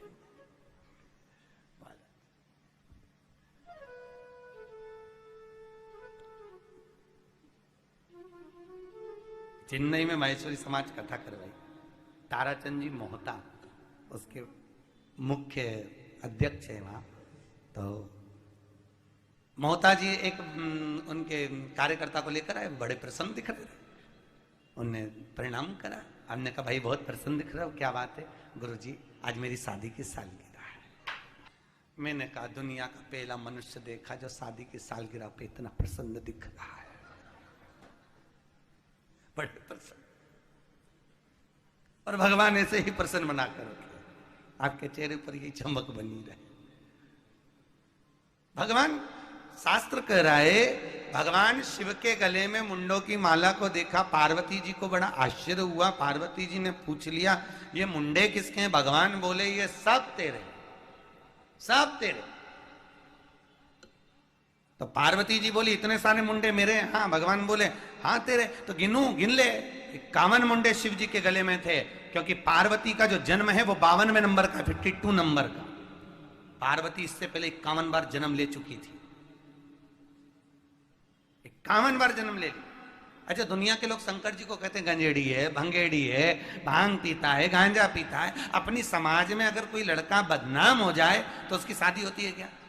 अरे बोलो तो सही, नहीं होगी। अगर कोई लड़का समाज के अंतर्गत बदनाम हो जाए, ये तो गांजा पिए, ये तो अफीम पिए, ये तो नशा करे, तो लोग उसकी शादी नहीं होने दें। दुनिया के लोग कहते हैं ऐसा, पर शंकर भगवान को लोग कहे गंजेड़ी है, भंगेड़ी है। पर एक विचार कर कर देखो, एक बार सोच कर देखो, अगर शंकर जी गंजेड़ी भंगेड़ी होते तो उनकी एक नहीं होती, यहां तो 52 हो गई। कितनी शादी हुई? 52। सोचने वाली बात है। कितनी भगवत भजन का, स्मरण चित्त चिदानंद वृत्ति का सुख ही आनंद देने महाराज। अब भगवान भोलेनाथ, पार्वती जी बोली मैं गिनना चाहती हूँ, गिन लिया 51 मुंडे शिव जी के गले में थे। पार्वती जी बोली प्रभु 51 मुंडे? भगवान बोले तू 51 बार जा चुकी है। पार्वती जी बोली इसमें एक आध मुंडा तो तुम्हारा भी होगा। बाबा भोलेनाथ जी ने पूछा वो क्यों? पार्वती बोली 51 बार मैं गई हूं तो एक आध बार तो तुम भी निपटे हो पक्का है। भगवान बोले नहीं नहीं नहीं नहीं, मेरे प्राण नहीं छूटते पार्वती, मैं अमर हूं, अजर अमर। भगवान, पार्वती जी बोली तो ऐसी कौन सी बूटी खा रखी तुमने जो अजर अमर हो गए? भगवान भोलेनाथ बोले मैंने अमर कथा सुन रखी। अमर कथा? हाँ। पार्वती जी बोली मैं भी सुनूंगी। भगवान बोले हर बार तेरे को ये प्रयास करता हूं कि कथा सुनवा दूं, हर बार तेरे को तीर्थ में लेकर जाता हूं कि कथा सुन लेगी, पर मैं क्या करूं, कथा सुनने के लिए लेके जाता हूं पर तेरा चित्त कथा में नहीं लगता। परिवार, नाते, रिश्ते, कुटुंब, कबीले, हमारा निवेदन है बहुत ध्यान से सुनना। जितने दिन जगन्नाथपुरी में रहो परिवार को कम याद करना। संतों ने रिसर्च करा है कि घर में जितनी सास होन है वो सब नरक जा रही हैं और बहुएं सब बैकुंठ जा रही हैं। बहुएं सब बैकुंठ। तो पूछा गया संतों से ऐसा कैसा रिसर्च कर दिया तुमने? सास कथा में जाती है और तुम उसको बैकुंठ भेजने की जगह नरक भेज रहे हो, और बहुएं तो कथा में जाती नहीं है और उनको नरक भेजना था तो स्वर्ग भेज रहे हो। ये कहां का तरीका है? संतों ने कहा बहू घर पे रहती है, कोई भी पूछने आता है मम्मी कहां गई? जगन्नाथपुरी गई है कथा सुनने के लिए। सीहोर वाले महाराज आए हैं और महेश संगठन लेकर गया है, हमारे रिश्तेदार का बहुत सारे, खूब अच्छा आनंद आ रहा है, खूब कथा चल रही है, खूब रसतत्व है, खूब आनंद है। आज कथा का पहला दिन है। अब बहू कथा की बात कर रही है और सास यहाँ बैठी बैठी ना जाने क्या कर रही होगी वो। भगवान, ये टाइम तो मेरे बच्चे का स्कूल से आने का है पर आज तो छुट्टी होगी, छुट्टी पड़। माँ कथा में बैठ के घर याद कर रही और घर की बहू कथा याद कर रही। अब तुम बताओ कौन कहां जाएगा? तुम बताओ। जो कथा में आया है अगर उसका चित्त कथा में है तो बैकुंठ उसके लिए है, पर अगर कथा में आने के बाद भी मन नहीं लगा, चित्त नहीं लगा, वृत्ति नहीं लगी तो फिर जाने से कौन सा फायदा? पुरुषोत्तम जी माहेश्वर इंदौर वालों ने कथा करवाई बद्रीनाथ। कथा करने गए, माताएं कथा सुनती और आधी से ज्यादा धूप में बैठ के बात करती रहती। फोन पे बेटा 3 दिन में धूप निकली है, 3 दिन में धूप। अब वो कथा में मन न लगे, 3 दिन में धूप। छोरा कैसा है? हम पूरी कथा कहने के बाद उनसे मिलने के लिए गए। माँ आई काहे को कथा में? ऐसे आने से कौन सा फायदा? जो छोरा छोरी को याद करो, भगवान भगवत भजन। अरे भजन करने के लिए आए हो, मृत्यु लोक में पहुंचे हो और मृत्यु लोक से भी तीर्थ में पहुंचे हो। कितनी करुणा करी है भगवान ने, आपको खींच कर यहां बुलाया, खींच कर। टीवियों पर पट्टी देखकर अहमदाबाद से कुछ लोग कथा सुनने के लिए आए, कुछ लोग परवणी से आए, कुछ लोग जलगांव से आए हुए, कुछ लोग खंडवा से आए हुए, केवल पट्टी देखकर। हमने सुबह संगठन से लोगों से कहा कि ये लोग बाहर से आए हैं, नौकरी रुकने की व्यवस्था अपनी कर ली है, पर संगठन के लोग उनको भोजन का बोलें कि यहीं करें, क्योंकि अपने संगठन में किसी चीज की कमी नहीं है, प्रेम बहुत है, तो भोजन यहीं करें। हमने कहा भाव रखिए। इतनी दूर से भजन चित्त करने के लिए हम हैदराबाद की भूमि को छोड़कर यहां पहुंचे हैं। क्यों पहुंचे? कि अपना चित्त, अपनी वृत्ति कुछ दिन के लिए हम भगवान के हो जाए, नहीं तो पूरा परिवार में, नातों में, रिश्तों में, कुटुंब में, कबीले में रहते रहते तो पूरी जिंदगी निकल जाती है। और बर्तन मांजो, रोटी बनाओ, पानी में धो के फर्श रखो, झाड़ू लगाओ, पोछा लगाओ, दिन में थोड़ी देर सो जाओ, शाम हो फिर रोटी की तैयारी करो, रात हो फिर खाना वाना बना के बर्तन भांडा मान बुझा के सो जाओ, छोरा छोरी को बड़ा करते जाओ, यही जिंदगी निकल गई। आखिरी में भगवान पूछेगा नीचे गई थी हैदराबाद में क्या करा? भगवान गई थी तो क्या किया? बस छोरा छोरी को संभाला, उनको बड़ा करा, एक को डॉक्टर बनाना, एक को इंजीनियर बनाना, इसको ये करना, उसको वो करना, और बच्चों को बड़ा बड़ा बड़ा बड़ा बड़ा बड़ा करके विदेश भेज दिया, और डोकरा डोकरी अकेले घर में फ्लैट में रह रहा है। का मतलब कि जिंदगी जी रहा है और पड़ोसी के प्राण खा रहा है। बेटा गिलकी ला दे, बेटा भिंडी ला दे, बेटा ये ला दे। तो उससे कह दो तू पड़ोसी के लड़के से गिलकी मंगवा रही, पड़ोसी के लड़के से भिंडी बुलवा रही, पड़ोसी का लड़का तेरे को डॉक्टर के यहाँ लेके जा रहा, तो अपनी जायदाद का आधा हिस्सा पड़ोसी को दे दे। हिस्सा तो उसी को देगी जो विदेश में बैठा है, जो बाहर सर्विस कर रहा है। पड़ोसी के प्राण खाएगी, हिस्सा उसको देगी। झाड़ू रोज लगवाए, पोछा रोज लगवाए और जोड़ जोड़ के रखे। तो क्या मतलब का? फिर क्या गलत किया कि बेटा इंग्लैंड में, बेटी है न्यूयॉर्क, और ब्राइट बच्चों के लिए हुआ बुढ़ापा डार्क। और काका क्या करोगे, ये रुपया कहाँ धरोगे? और काका क्या करोगे, ये रुपया कहाँ धरो? क्या मतलब है ऐसा जोड़ने? जोड़ा जोड़ा जोड़ा, आखिरी में छोड़ा। क्या मतलब? संगठन, मैं संगठन के सभी कार्यकर्ताओं तुम पे बड़ा खुश हूं, पक्की बात, क्योंकि तुम अपने समय का, अपने धन का, अपनी काया का सदुपयोग कर रहे हो। आज अपनी जिंदगी को अलमस्त जी रहे हो। अलमस्त। शरीर जब साथ नहीं देगा, घुटने, कमर, उसके बाद में तुम छोरा छोरी से कहोगे मुझे जगन्नाथ ले जा, छोरा छोरी कहेंगे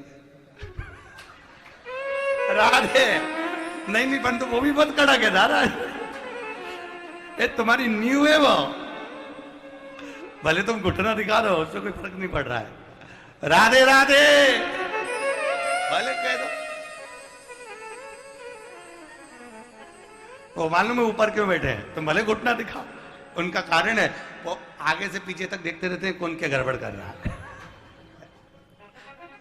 जय जय श्री भगवत। चित्त में अपनी वृत्ति को, इस मन को लगाना, समय के अनुसार भगवत भजन कर ले, स्मरण कर। कहकर महाराज शिव कथा कह रही। यहां भागवत में सुभद्रा श्रीमद् भागवत कथा के रसास्वादन में वर्णन किया गया। शास्त्र कह रहा है, शंकर जी कह रहे हैं मुझे, मैंने अमर कथा तुझे भी सुनवाई पर तेरा मन नहीं लगा, अब की बार सुना दो प्रभु। भगवान ले गए और लेकर गुफा में बैठ गए। भगवान शंकर ने 3 बार ताली बजाई, सब जीव भाग गए। शंकर भगवान ने पार्वती से पूछा कथा कौन सी सुनेगी? एक कथा वो होती है जिसमें वक्ता कहे, श्रोता अपने कानों से सुनता जाए, और एक कथा वो होती है जिसमें वक्ता कहे, श्रोता हुंकारा भरते चले जाए। पार्वती जी बोली, प्रभु इतने दिनों से तुम्हारा मुंह देख रहे, कोई फायदा नहीं हुआ है, तो एक काम करिए, आप कथा कहिए, मैं हुंकारा भर दूंगी। पहले के समय में ऐसी कथा होती थी, मंदिर मंदिर में बहुत कथा होती थी। आज के जमाने में लोग पूछते हैं गुरुजी, पहले तो साल में केवल भादों के महीने में कथा होती थी, आजकल तो हर कभी कथा ही कथा, एक कथा पूरी नहीं हो, दूसरी पूरी नहीं हो, तीसरी पूरी नहीं हो, चौथी, इतनी कथा क्यों हो रही है? हमने कहा भैया पहले के समय में देखो, सतयुग में भी दुकान अच्छी चलती थी, त्रेता में भी अच्छी चलती थी, द्वापर में भी माल खूब बिकता था भगवान के भजन का। पर कलयुग में जब माल अच्छे से नहीं बिक रहा, इसलिए सेल लगाई गई है। सेल लगा, जब माल नहीं बिके तो फिर सेल लगाओ। मर्जी है, तुम जहां जाकर इस सेल में से माल खरीद लो। आप जगन्नाथ में आकर माल खरीद रहे हो, कोई हैदराबाद में माल खरीद रहा होगा, कोई कहीं बैठकर, ये आपके ऊपर है, अपनी अपनी चॉइस है। कोई शिव पुराण, कोई राम कथा, कोई विष्णु पुराण, कोई अग्नि पुराण, कोई जो पुराण मन में आता वो श्रवण करते। ये अपना मन है, अपना भाव है, आप क्या ग्रहण करना चाहिए। तो सेल लगी है कि राम नाम को हाट भरायो, हाट मतलब बाजार, कि राम नाम को हाट भरायो, घर जाने की बाट, धीरे धीरे चलो रे भैया, मारा गुरु देखे बाट, ऐसो कोई नहीं रे, या हीरा को परखइयो राम, कोई नहीं रे, ऐसो कोई। जय जय श्री। हीरा का परखदार होना बहुत कठिन है साहब। हीरा का परखइया कौन होगा? किसको मालूम कि इसकी परख क्या है? जो एक बार जान गया, भागवत की परख को पहचान गया, भागवत की परख को जो जान गया, वो जीवन का सुख पा गया। जो परख ही नहीं करा, छोड़ दिया।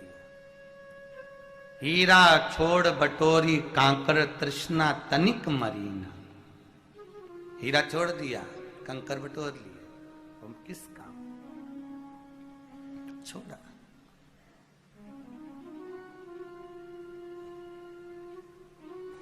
उसकी मूलता कहां है?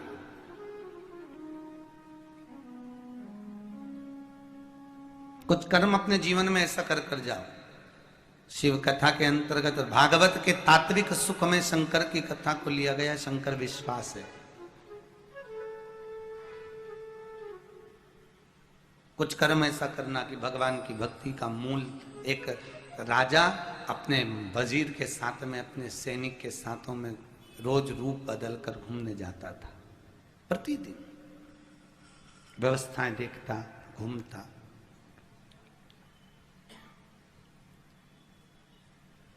अब संत दिन भर भगवान के भजन में लगे रहते थे, पर जब से वेश्यालय खुला, वेश्या को जब से मना करा, तब से वेश्या के घर पर तो पुरुष जाने लगे और संत अपने दरवाजे पर बैठकर राम राम जपते, नाम नाम जपते और जपते जपते देखते कि एक गया तो एक पत्थर उठाकर अपने पास में रख लेते, दो गया एक पत्थर फिर रख लिया, फिर रख लिया। दिन भर पत्थरों को संत अपने पास रखते जाते, रखते जाते, रखते जाते।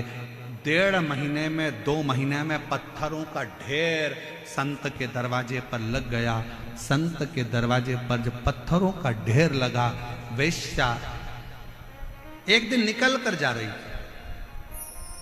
संत के पास पहुंचकर वेश्या ने प्रणाम किया। बाबा, मैं जब आई थी तब आपके दरवाजे पर इतने सारे पत्थर नहीं थे, आज इतने सारे पत्थरों का ढेर क्यों लगा? संत ने कहा, यह पत्थर नहीं है, तेरे वेश्यालय में जितने पुरुष जाते थे उनको देखकर मैं एक पत्थर रख देता था। वेश्या हाथ जोड़कर कहती है, बाबा गुरुदेव, मैं रोज वेश्यालय में जब पहली बार वेश्यालय से बाहर निकलती हूँ, दरवाजा खोलती हूँ तो सबसे पहले आपको प्रणाम करती हूँ, राम नाम, कृष्ण नाम, शिव नाम को प्रणाम करती हूँ। उसके बाद अपना वेश्यालय का कार्य प्रारंभ करती हूँ। परवारे संत, गजब कर दिया तूने, राम नाम छोड़कर माला के मन के गिनना थे और तूने मेरे वेश्यालय में आने वाले पुरुषों को गिनना चालू कर दिया। गिनना तो तुझे राम नाम था, गिनना तो तुझे कृष्ण नाम था, गिनना तो तुझे भगवान का भजन था, और तू मेरे वेश्यालय में कितने पुरुष आ रहे हैं, कितने लोग आ रहे हैं, तूने उनको गिनना प्रारंभ कर दिया। ये कहां की श्रेष्ठता है? समय आया, वेश्या ने अपने प्राण त्याग दिए। जब वेश्या के प्राण छूटे, देवता, गंधर्व, अप्सराएं वेश्या को सोने के सिंहासन पर लेकर गईं और संत ने प्राण त्यागे तो उनको नरक में यमदूत घसीटते हुए लेकर जा रहे थे। घसीटते हुए। आप आए कहां हो, आप बैठे कहां हो, आप पहुंचे कहां हो? कई लोग शंकर जी के मंदिर में जाते हैं, शंकर जी के मंदिर में लोटा भरकर जल चढ़ाने जाते हैं, पर शंकर जी के मंदिर में जाके भी खोट देखते हैं। इतनी भीड़ हो रही है, लोग एक दूसरे पे पानी डाल रहे हैं, लोग अपने सिर पे पानी डाल रहे हैं, लोग इस पे पानी डाल रहे हैं। लोगों को तो अकल नहीं है, पेड़ पौधे की पत्ती तोड़कर चढ़ा दी, किसी ने धतूरा चढ़ा दिया, किसी ने ये चढ़ा दिया। तो क्या करने आया है? शंकर जी के मंदिर में एक लोटा जल चढ़ाने आया है। तो क्या करने आया है? शंकर जी को अपने दिल की बात कहने के लिए आया है। जब दिल की बात कहने आया है, मंदिर में जल चढ़ाने के लिए आया है, तो तू दोष क्यों देख रहा है कि किसने पानी किस पे चढ़ा दिया, किसी ने यहां ढोल दिया, किसी ने वहां ढोल दिया। मंदिर इतना गंदा हो रहा था, मंदिर में जाले लटक रहे थे, तो मंदिर ऐसा था तो वहां वैसा था। पंडित जी ने 2 लड्डू ज्यादा ले लिए तो पंडित जी तो दक्षिणा देख रहे थे, पंडित जी ने ये सामान उठा लिया, पंडित जी ने वो सामान उठा लिया। तू गया कहां था? मंदिर में। तू गया किसके लिए था? शंकर जी के लिए। जब शंकर जी के लिए गया था तो घर से जब लोटा भरकर जल लेकर गया था, तुझे किसी से मतलब नहीं होना था। आग लगे बस्ती में, अपन रहो मस्ती में, और एक लोटा जल शंकर को चढ़ाकर। पर हम विचारों से बदल गए, हम अपनी सोच से बदल गए।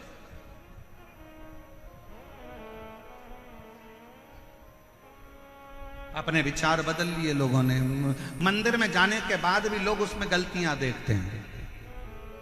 शिव महापुराण की कथा में जितनी मेरी जीजी आई हैं, शिव महापुराण की कथा में जितने मेरे जीजा आए हैं, हम कहते हैं कि अपने जीवन में अगर करना तो कुछ अच्छा करना। अपना अपना मोबाइल निकाल कर भी इस कथा में से जाओ तो एक फोटो एक वीडियो अपने अपने फेसबुक, इंस्टाग्राम और अपने व्हाट्सएप पर अपने सहेली, अपने दोस्तों को भी भेजना कि ये मेरा जयपुर है जहां पर विशाल श्री महापुराण कथा हो रही है।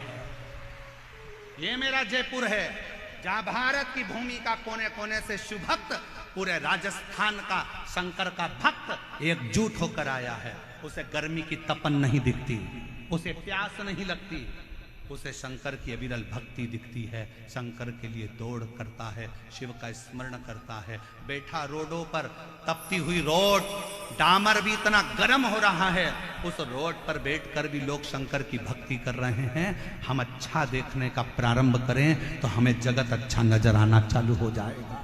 जगत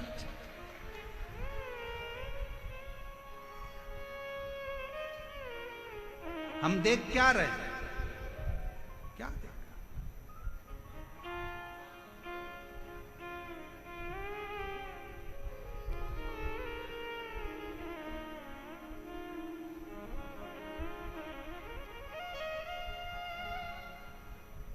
और मैंने तेरे ही भरोसे बाबा, तेरे ही हवा उड़नी जावांगी बाबा, डोर घटो छठी मैं कटी जावांगी भोले, मैं तेरी पत्नी। धर्म पत्नी चंचला देवी ने बिंदु को समझाया कि शिव पर विश्वास करो, भगवान पर भरोसा करो और अपनी भक्ति में रहो। एक पत्र अच्छा है।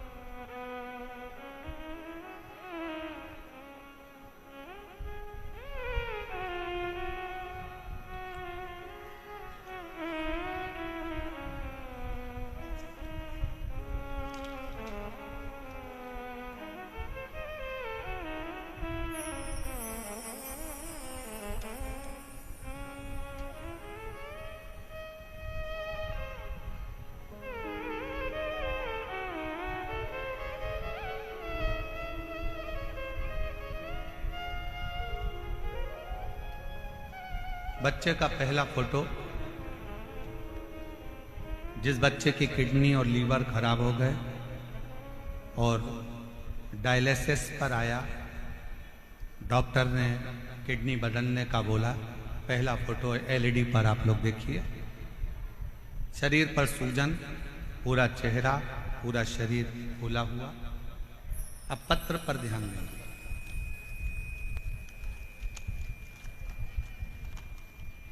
मेरा नाम पिंकी और पति का नाम त्रिलोक जैन है। हम जैन समाज से हैं। गुरुदेव प्रतापनगर जयपुर में रहते हैं। अगर आए हों और अपने बच्चे को लाए हों तो व्यासपीठ के पास में आ सकते हैं। मेरा नाम पिंकी और पति का नाम त्रिलोक जैन है। हम जैन समाज से हैं। हम प्रतापनगर जयपुर में रहते हैं। एक लोटे जल का मैं क्या वर्णन करूं गुरुदेव, बोलने के लिए मेरे पास शब्द भी कम है। मेरा बेटा 4 वर्ष का था तब से उसको अचानक से सूजन आ गई, और मेरा बेटा 4 साल का था जब से उसका शरीर बेकार था। पूरा शरीर सूज जाता। उसको नजदीक के अस्पताल में दिखाया। दिखाने पर पता चला कि उसके टॉयलेट से प्रोटीन निकल रहा है और उसको किडनी में प्रॉब्लम है। सब सुनने की हम घबरा गए। अचानक से बच्चे को क्या हो गया? जांच कराने पर पता चला कि उसका किडनी से संबंध और नमक रूपी एक बीमारी है, जो नेफ्रोटिक नामक एक बीमारी थी, वो हो गई। हम लोग रोने लगे। बच्चे की किडनी खराब होना और डॉक्टर के अनुसार इसको बदलने की बात कहना बड़ा दुख होता है। घबराए, डॉक्टरों से, दूसरों से कंसल्ट किया। सब ने एक ही बात कही। एक दिन उदास मन होकर बाहर बैठे हुए थे कि कि मेरे पति अचानक से हमारे पड़ोसी मनीष सोनी के घर गए।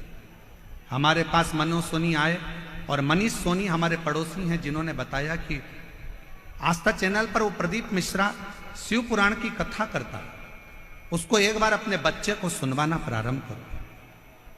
अगर जा सकते हो तो सीहोर जाकर रुद्राक्ष लेकर आ जाओ और बच्चे से कंकर शंकर की पूजन करवा दो। कुबरेश्वर धाम पर भेजो।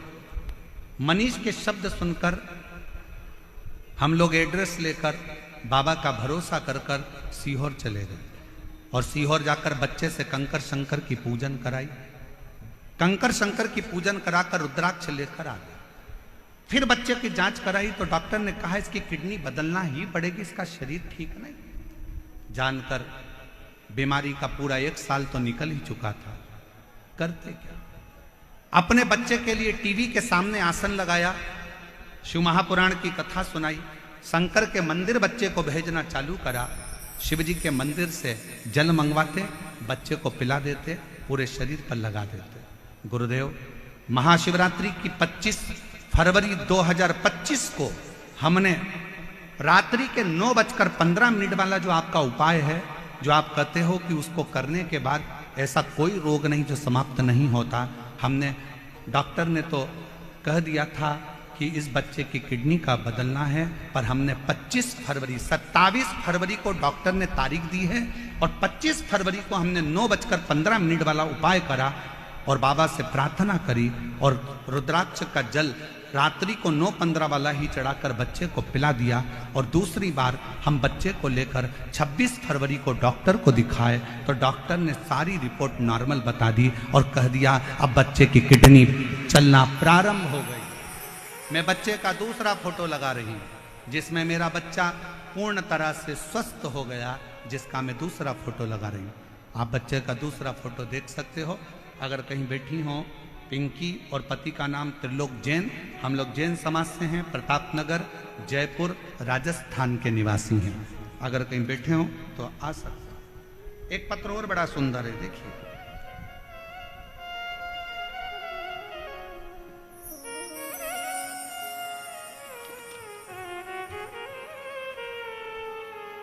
मेरा नाम रेणु वर्मा है, पति का नाम राजकुमार वर्मा है, पता D8 विवेकानंद कॉलोनी, चांदपोल, जयपुर, राजस्थान।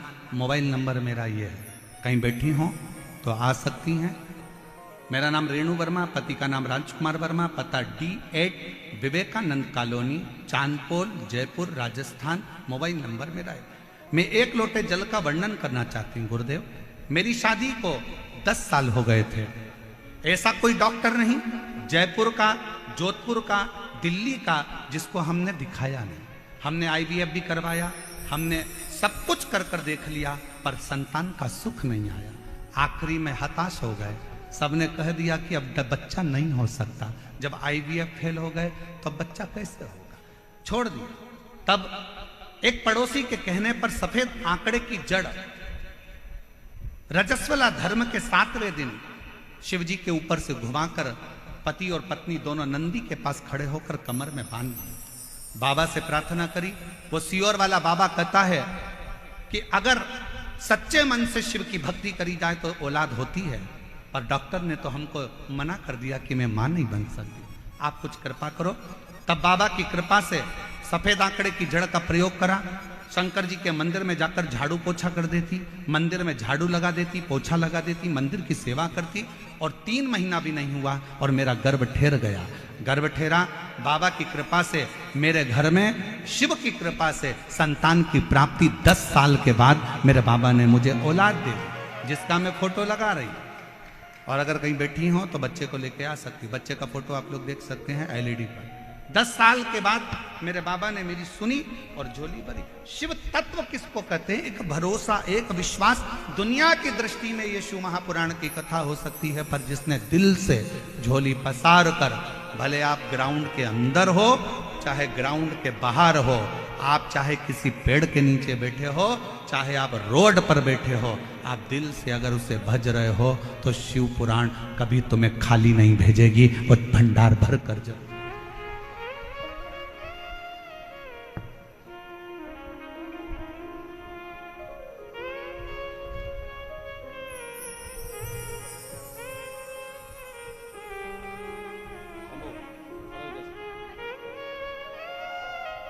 शंभो श्री शिवाय नमस्ते।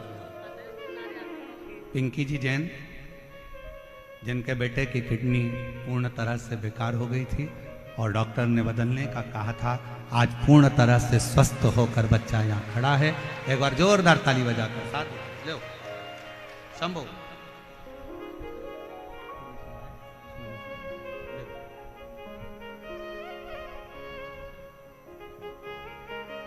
प्रणाम करो, प्रणाम करो।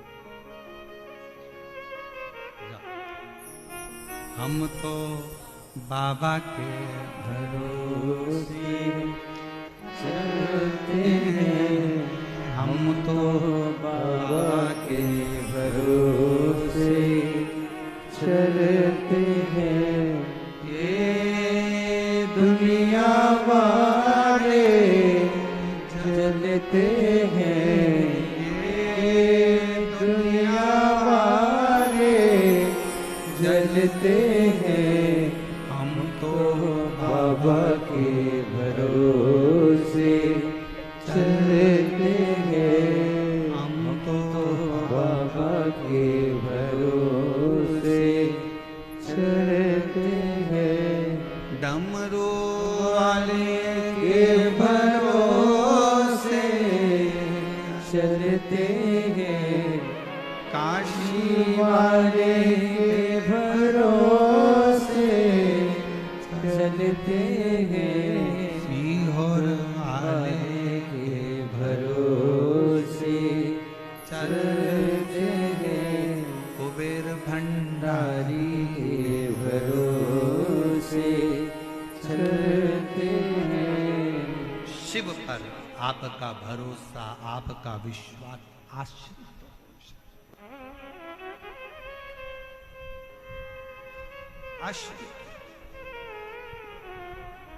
चंचुला ने अपने पति बिंदु को समझाया कि ब्राह्मण कुल में जन्म लेने के बाद कोई कर्म अच्छा कर चलो। ए मेरी जीजियों, ए मेरे जीजाओं, मेरी बेटियों, बेटाओं, मेरी माताओं, मेरे भाई, अगर भगवान ने तुमको सरकारी अगर नौकरी दी है और कोई अच्छे पद पर, कोई कुर्सी पर, कोई सिंहासन पर, तुम्हें अच्छी जगह पर अगर भगवान ने बिठाया है ना, तो अपने सिग्नेचर का सदुपयोग करना, किसी गरीब का कल्याण जरूर करना, बाकी का तो सब।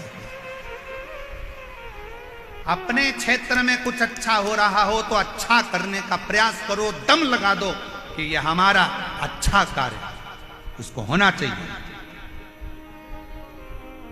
और अपने क्षेत्र में अगर कोई बुरा कार्य हो रहा है तो उसको हटाने का प्रयास करो, उसको समाप्त करने का प्रयास करो। यह हमारे क्षेत्र के लिए अच्छा है, उसको करो। आज मैं बहुत धन्यवाद दूं पूरी प्रशासन को, यहाँ के कलेक्टर, आईजी, डीआईजी, कमिश्नर आदि को, कि आपके जयपुर के इतिहास का, शायद जयपुर के इतिहास में इतना विशाल प्रांगण और इतना विशाल आयोजन कभी नहीं है, जिसको लोग ग्राउंड के बाहर खड़े होकर भी और पेड़ों के नीचे बैठकर कथा सुन रहे हो। ये जयपुर की एक ऐतिहासिक कथा है और जयपुर का इतिहास रचकर जाने वाली कथा को अपने जीवन में उतारने का प्रयास करो, उतारो।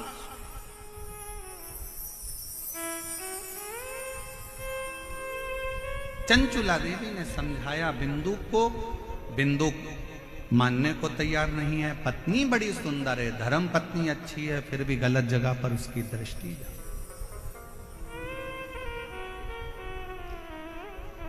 गलत जगह पर उसकी दृष्टि है। पर स्त्री, पर धन व्यक्ति को बर्बाद कर देता है, बर्बाद। अगर पराई स्त्री की ओर आप आसक्त हो रहे हो तो समझ लेना कि आपने अपनी जिंदगी की सबसे बड़ी गलती कर दी। पत्नी सुंदर है, सुशील है, तुम्हारे प्रति समर्पित है, पत्नी को छोड़कर आप दूसरी स्त्री की ओर जा रहे हो ना, तो वो जो तुम्हारी पत्नी तुम्हारे चरण पड़ रही है ना, जो पत्नी तुम्हारे को प्रणाम कर रही है, करवा चौथ पे चलनी में मुंह देख रही है, तुम्हारी आरती उतार रही है, जिस पर स्त्री की ओर तुम जा रहे हो वो तुम्हारा चलनी में मुंह नहीं देखेगी, वो तुम्हारी जेब देखेगी। वो तुम्हारी जेब देखेगी। कितना माल है, मेरा बैलेंस डलवा दो, मेरे बच्चों की फीस जमा करो, मेरे घर में एसी लगवा दो, मेरे घर में कूलर लगवा दो, मेरे घर में ये लगवा दो।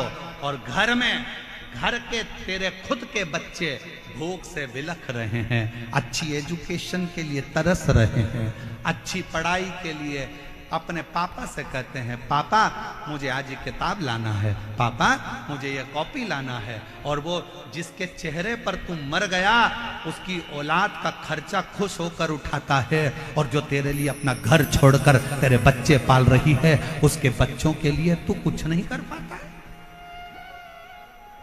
क्या कर रहा है, क्या साध है।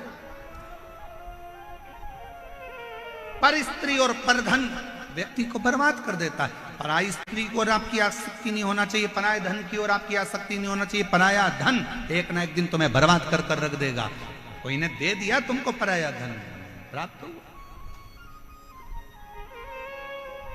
पर स्त्री और पराया धन ये व्यक्ति को बर्बाद करने वाला, दोनों बर्बाद, दोनों।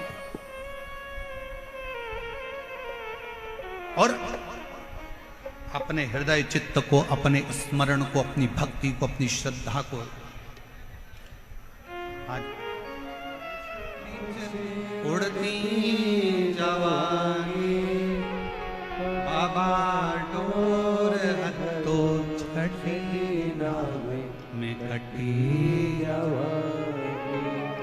शिव महापुराण की कथा में, विद्येश्वर संहिता में 3 चीजों का वर्णन किया गया। शिव महापुराण की कथा श्रवण कर कर अगर कोई निकल कर जा रहा है, उसके शरीर से छू कर हवा भी, वायु भी अगर निकल कर जाती है, और कोई कुंवारी अवस्था में, कोई अधोगति में मर गया, किसी के प्राण छूट गए, तो उन जीवों का कल्याण भी शिव पुराण की कथा के माध्यम से हो जाता है। दूसरे नंबर पर विद्येश्वर संहिता में लिखा गया श्री शिवाय नमस्तुभ्यम।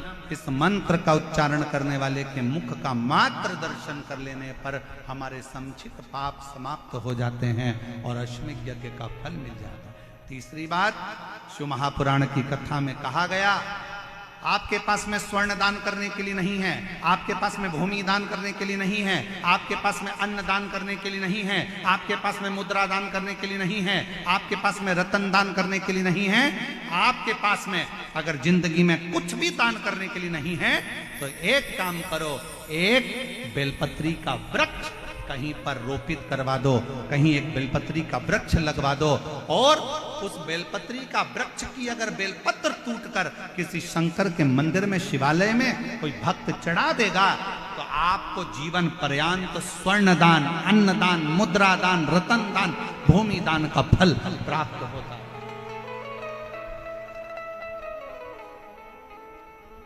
एक बेलपत्र जीवन का सुख दे देगा, एक बेलपत्र। और कितना बेलपत्र का कितना महत्व। पत्र पढ़िए, किसी ने बैग भेजा, अब ये वाला बैग तो हम रखते नहीं हैं, पर अब जयपुर है तो उसमें क्या दिक्कत है, तो पंडित जी नहीं रखेंगे तो पंडित आयन तो रखेंगे। अब पत्र देखिए कितना सुंदर लिखा है। शकुंतला वैष्णव, इंदिरा गांधी नगर, जगतपुरा, जयपुर, राजस्थान की रहने वाली हूँ। मेरा मोबाइल नंबर ये, कहीं बैठी हों तो हाथ हिला सकती हैं, और अगर कहीं बैठी हों तो आ सकती हैं। लाइन को जरा पढ़िएगा, बहुत भाव से लिखिए। धरती सब कागज करूं लेखनी सब बन रहा